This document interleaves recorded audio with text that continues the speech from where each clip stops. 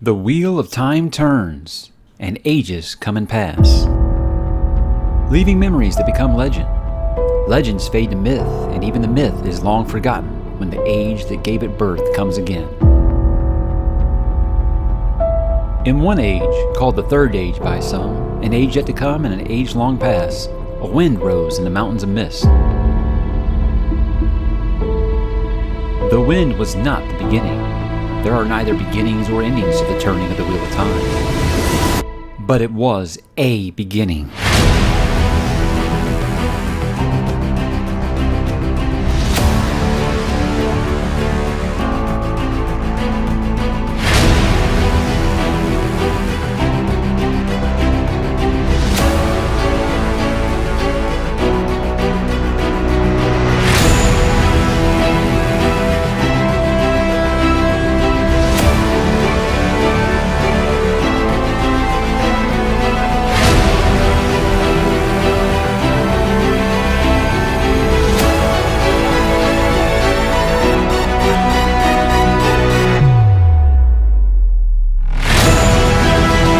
Days, 13 months, 15 books, 4.4 million words, and 38 videos. When I began my Wheel of Time journey just over a year ago, I didn't think I'd ever reach the end.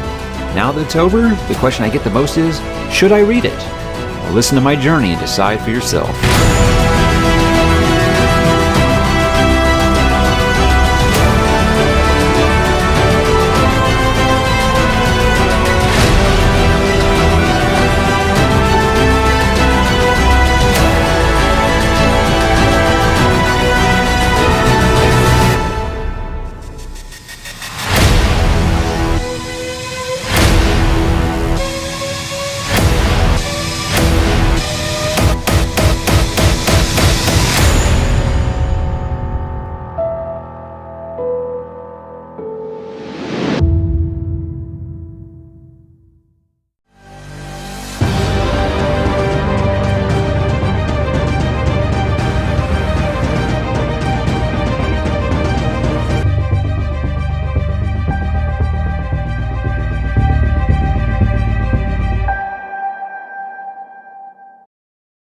'Hey, what's up, wheelies and dark friends? Mike here one more time to tell you about The Wheel of Time by Robert Jordan. Now, if this is your first time catching the channel, I have covered The Wheel of Time from beginning to end, starting all the way back last year in April when I did my Why I Decided to Read The Wheel of Time. And all the way through, I decided I wanted to take a quick little break after I finished the last book and just kind of let it all marinate before I kind of did my reflection video is what this is. It's kind of where I'm talking about my journey, but I'm also kind of tying it into a series that I do on the channel called Why You Should Read or Why I Decided to Read. It's really a non-spoiler kind of deal to kind of help people who are on the fence about deciding if something is worth reading or not, and just kind of tell them what the book made me feel like, what I thought were its redeeming qualities, and why you should check it out, if depending on how you feel about what I tell you. So it isn't as much a sales job as it is tell you kind of what my journey was like. And for that, let's sum it up by looking at my before and after. Let's let that tell the story. So let's take a look back now. If you're watching this, you either are already a fan of Robert Jordan's Wheel of Time, or you're like me, you were interested in starting the Wheel of Time. You look at the series and you see this just 14 tomes just filled with walls of text with thousands, and I do mean thousands, of characters and locations and lore that makes Game of Thrones look minuscule by comparison, and you think this might be a little too much. I plan on just recording like a video diary for each book to kind of just put like a one long video together of my journey through Wheel of Time, because this fan community is huge and they love to talk to noobs that are reading this series for the first time. They love to see their experience. So I thought I was going to do that, record 14, put them all together and just release one long video with all of them. I realize now that video is probably going to be too long. So I am going to do one for each book.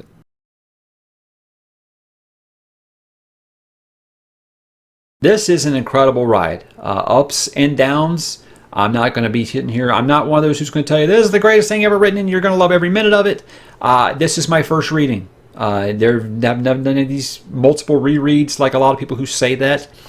And I'm sure if you have the time or desire to do that, you will catch a lot of stuff because the foreshadowing is in the first book in this series. Can't really say much more than that. It was about the journey, and it was worth it. It was worth taking. It was worth making. And I'm glad that Robert Jordan made this journey for us to experience, because it is every bit as good as you've heard if you just commit to it and take your time like I did. 400 days. It ended up being exactly 400 days from when I first started the prologue of Eye of the World to the epilogue of A Memory of Light. And it was a blast. Quite a difference from the beginning and the end, right? And as you can see, you come through on the other side kind of changed just a little bit. So now that I've gotten that out of the way, we're going to do my usual format with these reviews, which is what I do is I tell you what it is about, what makes it good or bad, and why you should read it. And usually at the end I do spoilers, but I'm not going to do that, and I'll tell you why when I get there. But let's kick it off with what is it about. Robert Jordan himself once described this series as, what would it be like to be tapped on the shoulder and be told, you were going to save the world, but you're also going to destroy it. That right there is enough to get me to try any traditional fantasy story, modern or traditional, it doesn't matter. I'll give it a try just based off of that right there, because while some things may be considered tropes, that's something I'll always be able to get behind right there. So talking about what this series is about, and this is going to be as non-spoiler as possible. So if it seems really vague because you've read it, it's meant to be vague. Okay, I'm trying to get new people to read this series, and by doing that, I gotta tell you that the Dark One, this is the embodiment of all evil. He is close to breaking free from his prison from a previous age. Now, the protagonist of our story, I'm not gonna tell you who that is, but he learns that he is the reincarnation of the world's Messiah, and he is destined once again to try and stop the Dark One. Now, in this world, things are very much under the social system of a matriarchy.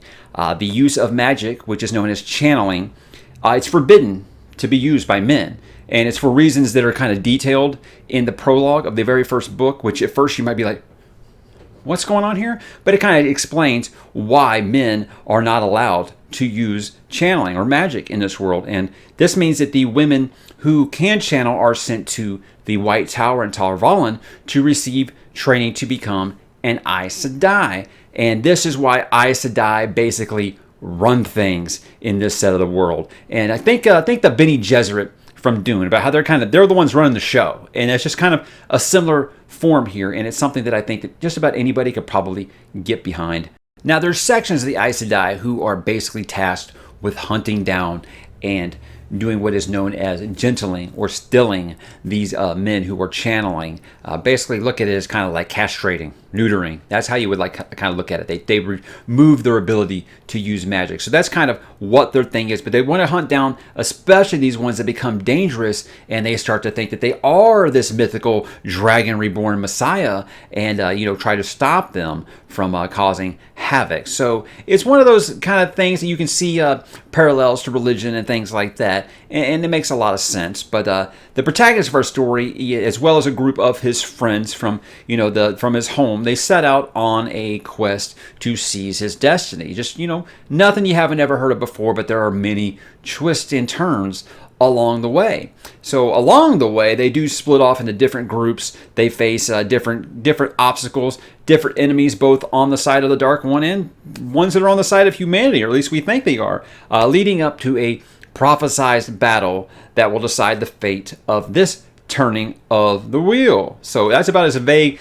as I can make a 14-book, 4.4 million word series sound, and that is intentional. But that moves us into what makes it good or bad. Now, with most of these things, I'm usually going to tell you, this is why I think it's great, or this is why I would say skip it. This is the part where I feel like you're going to have to make up your own mind. Because when you got a series this long, there are bound to be ups and downs, and this series does have both of those. I'm not going to lie to you here. I had a great time with this series, but there were some struggle points. But there were also the highest of highs that made me think, I've never read anything this brilliant before. So, yeah, there's going to be some times where you think, I don't know what I'm doing here, or there's times where I can't believe I waited this long to read it. So I think this one's going to kind of depend on the reader. It's going to depend on what you are looking for. What I'm going to tell you is what worked for me here. It had the ups and downs in spades, but for me, the good vastly outweighed the bad. And the first thing I want to bring up is the fandom. Now, you wouldn't think that that would be anything of importance when reading a book series, is the established fandom. For me, this is without a doubt the best fandom I have ever interacted with. I deal with a lot of series you can see back here when I make videos about those. It's kind of met with a new wave of fans that either appreciate the way I'm covering the series, or they're very vocal about how they do not like how I'm covering the series because I don't think the same way that they do. With Wheel of Time fans, I have learned that they love to watch someone else experience this series for the first time, see what they pick up, see what they don't, and just kind of be along there for the journey. And they are so good about not spoiling anything. I want to tell you that this channel didn't exist before I covered Wheel of Time. I really originally had set out to just kind of do like some video diaries, like I said in that old video, and it ended up evolving into this. So I'm always going to be very, very nostalgic for this series, not only because it helped build this channel, but because it is an incredible journey as well. And interacting with those fans the whole way made this journey so much more fun than just trying to talk to my wife about it, who was just like, I'm not going to read anything that long, shut up, you know. So it really, really did help. But again, as of today, you wouldn't think that there was no a fan base as established with this for a fantasy series, quite like something like Lord of the Rings. But as of today, this has had no live action adaptation. Yes, the TV series is supposed to come out sometime. You know, if they've been in production, it got shut off because of the whole, you know, the madness that's going on around the globe right now. But you wouldn't think that this fan base is that large, but this is the most large and established and passionate fan base in a fantasy community I've found besides Tolkien, besides Lord of the Rings. So if you don't think that this fan base is large, you're insane. I had no idea there were this many wheelies, as I call them, much to their chagrin. I like the term wheelies. I think it's a term of affection. So yeah. But Willie's made this journey a blast for me because, like I said, they love to just watch someone else experience it for the first time. And I didn't have a single one of them spoil anything for me along the way. And by the end of this, I was having 400 or 500 comments on each video, and none of them were spoiling anything for me. So that is just a hat tip to the fandom there. That is a very big part of what makes this series good. Is the fandom is there for you if you need help. They will not spoil anything for you, but all I'll say is do not Google anything because you will get spoiled. Now, actually, for the actual book, Robert Jordan's gift of writing has to be up top. I think Mr. Jordan was one of the greatest writers we have ever had on this planet, and that's both good and bad. He can tend to get a little long-winded at times. I can do the same when I'm talking, right? But this is evidenced by kind of how massive this series grew, you know, before his untimely death. You can find old quotes where he's talking about how he planned on wrapping the series up in 7 or 8 books, you know, before the eventual 12 or 14. He had originally planned for 12 to be the last one, even if it was like this big. We know now that Brandon Sanderson had to break those into 3 books. For reasons I don't want to get into, that is widely debated among the fandom. Was that something that the publisher made him do? Was that something that he did? Was that something? I don't know. I haven't researched all that stuff, so I don't have an answer for you. But if you are into world building, if you're into description of every minute detail within a world, you'll be hard-pressed to find anyone that was better than Mr. Jordan at this. If you want to know everything about a dress that a character is wearing, Jordan is your man. Now, the characters are obviously a highlight here. However, there are 2,782 distinctly named characters in this series. But before you're like, okay, I'm out, I'd argue there are only 6 primary characters here, maybe 5. You got Rand, you got Perrin, you got Egwene, you got Matt, you got Nynaeve, and then you have maybe Elaine. And I say maybe because she's the only one of that is with that group at the beginning of the story. The rest are there from the beginning. So that's why I say maybe, but she gets just as much page time as some of those characters do. So that's why I'm going to include her in the main 6 here. But the secondary characters get plenty of page time in here, just maybe not from a point of view perspective, but there's a lot that are there. That are ever present the entire series from go. So there are a lot of characters here, but in a series this long, You're going to find some characters that you love and some characters that you do not love. Not every story arc is going to work for you. There's one big one that didn't work for me. Got a lot of lashback for it, but that's okay. I feel like everyone's going to experience this a little differently. Some characters, arcs that I didn't like, other big booktubers have loved. It just happens that way. A story that's this vast, I feel like it's not going to hit everyone the same way, and that is a positive. That is not a negative. A story this big with this many characters, no two people on the planet are going to enjoy it the exact same way. You're going to find specific points, specific characters, specific locations, specific little story arcs that you're going to click with more than the next person, or might not click with you as much as they did in this movie. That's what makes this story great. There's something for everyone here. But that's okay. It's a cast this large. You're going to find someone that you identify with, and you're going to find yourself rooting for them, or you're going to be rooting against them. I mean, to me, that's not always a negative thing. If there are characters that you love to hate, to me, that just means that the author is doing something right because they're getting a reaction out of you. The worst thing they can get out of you is indifference. Okay? Another one is the politics are highly immersive, especially today when folks have really cranked the gender politics up to 11. I certainly think that you'll find plenty here, as the divide between men and women is front and center in this story, and Jordan flips the usual gender roles on their heads, including abuse, rape, violence, many other topics that Politico nuts of today will find intriguing and will completely eat up, and they will think, hey, this is kind of something that I can talk about and put into today's, hot plate discussions. If that's something you're into, awesome. I think that you probably like that. I like to keep my fantasy and my real world separate, but I don't ever feel like that took me out of the story at all. So, I mean, this was written mostly in the 90s and the early 2000s, so I don't think that there's anything like that you're trying to think. But if you're looking for it, you'll find it there. But the idea that this has all happened before and will all happen again kind of thing, kind of that Cylon, Battlestar Galactica thing that I like there. Based on the religious philosophies of Hinduism, Buddhism, and others that regard time as cyclical and consists of repeating ages. That is very much front and center here, and it is absolutely just fascinating to me. I eat stuff like that up, all the time. Like, this is just, a turning of the wheel. If it goes this way this time, it doesn't matter. I'll get him next time kind of thing. It really puts high stakes on everything in a way that I've never seen before. So I love the idea of thinking, hey, this has all kind of happened a different way last time, and it'll happen a different way next time. It's just compelling to me. I love stuff like that. But let's get into the big one, why you should read it. I said in the beginning, it is the journey. In a series this long, you will have those moments where you think, you've never read anything better. You'll also have those moments where you question if you can continue on. You really will start to question your sanity at some points. You'll find yourself laughing. You'll find yourself crying with these characters while also wondering what in the world were the last 200 pages I read supposed to be all about. But in the end, if you're patient, if you take your time, you don't have to speed read these guys. It took me 13 months to do this. 400 days I took to do this. I took a large break between books 6 and 7 just to refresh my batteries.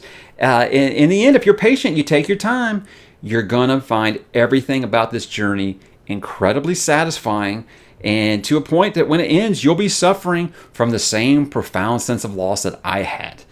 Because these characters will feel like your friends, your family by the end. Lord of the Rings was probably the only ending that ever wrecked me as bad as this one did, just because you've went on this journey to hell and back with these characters, and then it's just gone. It's just over, and you don't know how to cope. It's just over. And Lord of the Rings is my favorite journey of all time, and that's 3 books. This is 14. So while it might seem way more drawn out and way more, there's also more characters. There's also more locations. So I'm not going to do a one-to-one comparison of this and Lord of the Rings. I'm just saying the reason I'm making that comparison is because Lord of the Rings is my favorite series of all time. And this is the only one that kind of got that emotional goodbye from me at the end, much like the Lord of the Rings. And that's no small feat. It's considered by many to be the fantasy epic of our generation, much like Tolkien was for our parents or our grandparents. It's something that I think you're going to be hard-pressed to find another fantasy world written within the last 30 years that's as in-depth and as lived in as this one feels. I feel like only Tolkien's been able to do it as good. And it isn't just because of the length. You know, Jordan hits all the right notes about those who carry on about how much they love world building and fantasy. You're going to be right at home here. You're going to have a great time. And I don't think that you're going to find another world as developed as this one and as high functioning as this one feels. But I've joked before that reading and completing The Wheel of Time kind of feels like getting your bachelor's degree in epic fantasy, right? Because it seems like the list of people who have started this series and finished it, that's much smaller than the group of folks who have started it and not finished it. I've found so many people who flamed out in certain parts. And the biggest, most annoying thing about this fan base, and I just said how much I love this fan base, but the most annoying thing that I wish they would stop doing is telling people, oh, well, books 7 through 10 are super slow. Stop. You're not going to get anyone to read this series if you tell them that 4 giant tomes in the middle of the series are slow. Yes, they're different. Yes, the story does go through a transitional period through the middle, but stop telling them that they're boring. Or there's a slog, as they like to call it. Anyhow, that's kind of off of the task here. But basically, the sense of accomplishment that you feel when you get through this, it isn't anything to gloat about, but it certainly feels like completing a quest of your own. Maybe it's because I did go back to school at a later age, and I did complete the last book right before I took my last finals to earn my bachelor's. So maybe that's why I make that comparison there. But it's an overwhelming sense of accomplishment that I feel like you'll get when you finish this. But I mean, in the end, the main reason why you should read this, man, is it's a classic. It is now a classic that I think students will be studying in literature classes someday, much like they do Tolkien now. And that's no small feat. I think you owe it to yourself to read a phenomenal series like this. So like me, you can have an incredibly faithful fandom telling you that you have to reread the series as soon as you complete it. But for real, though, it is a journey worth taking. And I feel like you will feel like it was worth your time if you make it through the whole thing. But again, I think the thing readers these days is we live in a binge society now. People binge their TV shows. They binge albums from new bands that they like, things like that. I think that this is not a binge series. You read a few, you take a break. You read a few, take a break. You read other things. If you just try to read 14, 15, if you count New Spring, if you try to read 15 of these in a row, you'll probably get burned out. It's a lot. And I mean, I'm only speaking from my experience here. My part of the journey was taking breaks. And I thought that helped a lot for me because I took that break between Lord of Chaos and Crown of Swords because I got warned so much about that slog through 7 to 10 that people just flat out spooked me over it. And what that helped do is it helped me to recharge my batteries and get that energy back that I felt like got burned out a little bit in books 5 and 6 in some places. And that really helped me. That really helped me. So I tell you, take your time. You don't need to do more than 1 book a month for this. Some people think that that's reading too fast, doing a book a month or whatever. But I think if you're a caustic epic fantasy reader, you're used to the big tomes to read and stuff like that. And you probably have a pretty lengthy reading pace, or you listen to audiobooks. I don't listen to the audiobooks, but I'll go ahead and put that in there for why you should read/listen to it. Everyone comments on my videos about how incredible the audiobooks are for these. So I don't know. I can't attest to that. I haven't listened to them, but they are very, very highly regarded. So if that's the type of listen you want to go to, apparently that's something that is very, very much in your wheelhouse, and you probably could just do 14 of them in a row, like if you have a long commute or something like that. Anyhow, for me, I think it's a journey very much worth taking, and I hope that you would. Now, this is the part where I would usually get into spoilers, but I'm not going to do that here because if you want spoilers, I have spoiler reviews for every single book on the channel, including New Spring. I even did like wish lists for someone if you want like something, a transitionary period between each book. I've had people come on this channel and tell me, I'm so glad I finished blank book because I get to watch your review and your wish list for the next book and see if we're kind of thinking on the same wavelength here. That is the most flattering thing I've ever heard. That is amazing. I have people that they're so excited to finish a book so they can watch my review on it. That's great. I hope that some people enjoy the ride as much as I did. And, just because you're critical on something, because I know some people, like towards the end, I got critical on a few things, and a lot of people who'd been with me since the beginning started getting a little sassy about it, and that's okay. That's okay. This channel has always been about being okay with disagreeing.